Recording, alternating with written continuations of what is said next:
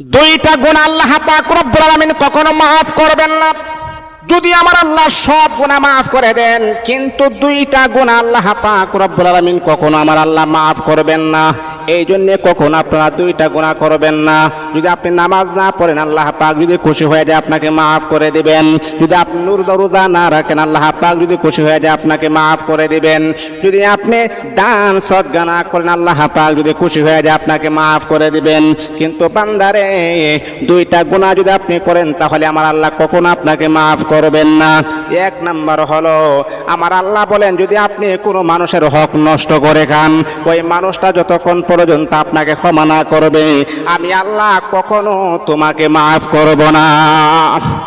দুই নাম্বার হলো, আল্লাহ পাক রব্বুল আলামিন বলে বান্দারে, যখন তুমি আমি আল্লাহ পাক রব্বুল আলামিনের সাথে কোনো মানুষকে শরীক করো, আমি আল্লাহ পাকের সাথে শিরক